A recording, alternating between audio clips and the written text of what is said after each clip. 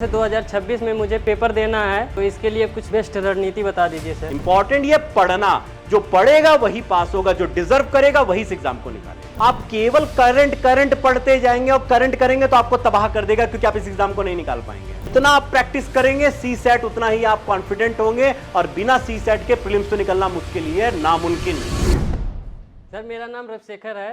हाँ सर मैं बस ये पूछना चाहता हूँ, जैसे 2026 में मुझे पेपर देना है, हाँ, तो इसके लिए कुछ बेस्ट रणनीति बता दीजिए सर।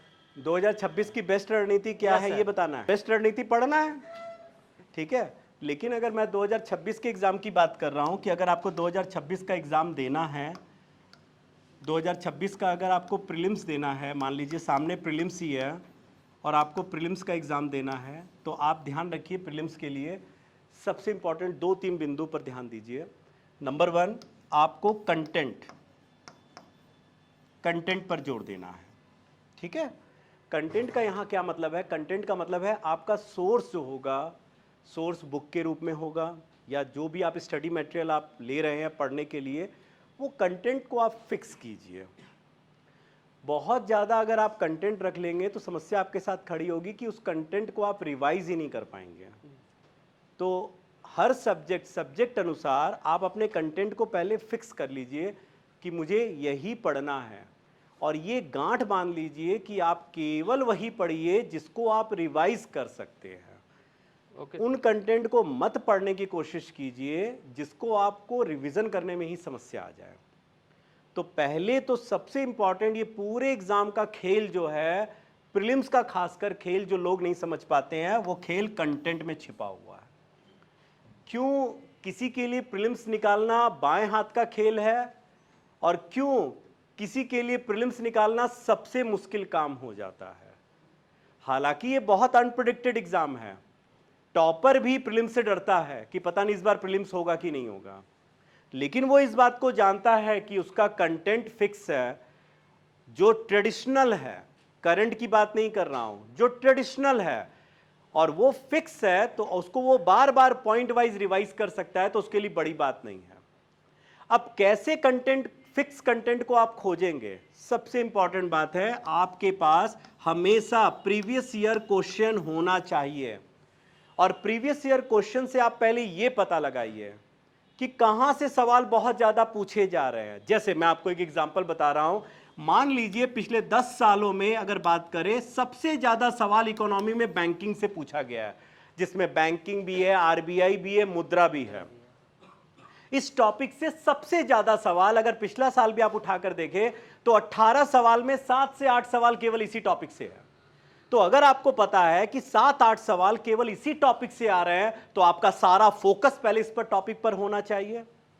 तो आपके लिए आपका कंटेंट बहुत आसान कंसोलिडेट कर सकता है, प्रिसाइज कर सकता है, अगर आपका सारा ध्यान अगर रहे कि कंटेंट को आप प्रीवियस ईयर क्वेश्चन से जज कीजिए और उस पर फोकस होइए, उसका पॉइंट वाइज नोट्स बनाइए, ऐसा नोट जिसको आप कम से कम 15 से 20 बार रिवाइज कर सके।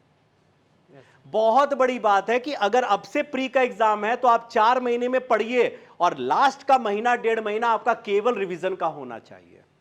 नंबर 2 जो सबसे इंपॉर्टेंट बात है, सी सेट। लोग सोचते हैं कि सी सेट हम कर लेंगे, गलत है। सी सेट की प्रैक्टिस रोज होनी चाहिए। जितना आप जीएस के लिए टाइम दे रहे हो, उतना ही आप सी सेट के लिए टाइम दीजिए।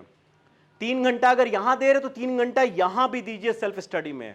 आप पेपर सॉल्व कीजिए, रीजनिंग सॉल्व कीजिए, कॉम्प्रिहेंशन सॉल्व कीजिए, क्योंकि जितना आप प्रैक्टिस करेंगे सी सेट, उतना ही आप कॉन्फिडेंट होंगे, और बिना सी सेट के प्रीलिम्स तो निकलना मुश्किल ही है, नामुमकिन है। तीसरा जो सबसे इंपॉर्टेंट बात आता है वो है इंट्यूशन को डेवलप करना। इंट्यूशन को डेवलप करना मतलब अपनी थर्ड आई को डेवलप करना। अगर आप प्रीलिम्स के क्वेश्चन को ध्यान से देखिए तो आप जितना भी पढ़ लीजिए, वहां पर 30 क्वेश्चन से ज्यादा आपको नहीं आएगा, 35 क्वेश्चन से ज्यादा। आपको 8 से 10 क्वेश्चन अपने इंट्यूशन से ही डेवलप आपको सॉल्व करने होंगे, कि कहीं ना कहीं आपने पढ़ा हुआ है, आप उसके हिसाब से एलिमिनेशन राउंड से आंसर में पहुंचने की कोशिश कर रहे हैं। ये जो आप वहां पर कर रहे हैं, अपने इंट्यूशन का, थर्ड आई का प्रयोग कर रहे हैं, ये इतना आसानी से नहीं आता है, एग्जाम में बैठ कर नहीं आता। इसको आप जब शुरुआत से पढ़ रहे हैं, क्वेश्चन आंसर सॉल्व कर रहे हैं, ये आता है जब आप टेस्ट पेपर लगा रहे हैं आप, टेस्ट पेपर, मॉक पेपर आप सॉल्व कर रहे हैं, जितना टेस्ट पेपर आप सॉल्व करेंगे उतना ही आपका इंट्यूशन एबिलिटी बढ़ेगा।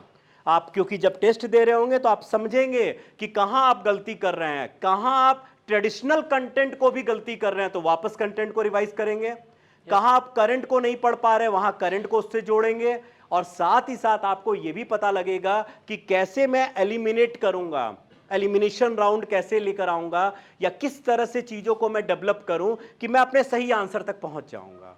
और ये डिसाइडिंग फैक्टर है पूरे प्रीलिम्स में, ये आपको अन्य स्टूडेंट से अलग कर देगा, यही मेन इंट्यूशन। क्योंकि यहां से जो 8-10 क्वेश्चन आप सॉल्व करते हैं ये आपका और अन्य के बीच का अंतर पैदा कर देगा। तो ये 3 मुख्य बातों पर आप जोर दीजिए और पूरी तरह से इस पर मेहनत कीजिए। आई एश्योर यू कि आपका प्रीलिम्स होगा। बस अपने ऊपर भरोसा और सेल्फ स्टडी, पढ़िए बैठ करके। इंपॉर्टेंट ये पढ़ना, जो पढ़ेगा वही पास होगा, जो डिजर्व करेगा वही इस एग्जाम को निकालेगा। जैसे इसमें करंट का क्या रोल है? कहीं ना कहीं ट्रेडिशनल से जुड़ा हुआ है और वही ट्रेडिशनल पूछेगा जिसके करंट के बारे में चर्चा हो रहा है। आप करंट पढ़े हुए हैं लेकिन उसका ट्रेडिशनल नहीं पढ़े हुए हैं तो आप उसके एलिमिनेशन राउंड में नहीं जा पाएंगे। तो आप करंट का उतना ही रोल लीजिए। आप केवल करंट करंट पढ़ते जाएंगे और करंट करेंगे तो आपको तबाह कर देगा, क्योंकि आप इस एग्जाम को नहीं निकाल पाएंगे। तो करंट को बहुत ज्यादा, पाप कहां होगा, सिन कहां होगा, जहां आप अपने ट्रेडिशनल को गलती करेंगे, क्वेश्चंस को। इसीलिए जो बुक, जो सोर्स आप पढ़ रहे हैं और जहां से अगर वहां से सवाल आ रहा है वो गलती नहीं होना चाहिए आपका। तो अगर अगर करंट के सवाल कुछ छूट भी रहे हैं आपसे, ज्यादा छूट रहे हैं, कोई दिक्कत नहीं है, आपका एग्जाम होगा, पक्का होगा। ठीक है? ठीक सर। खुश?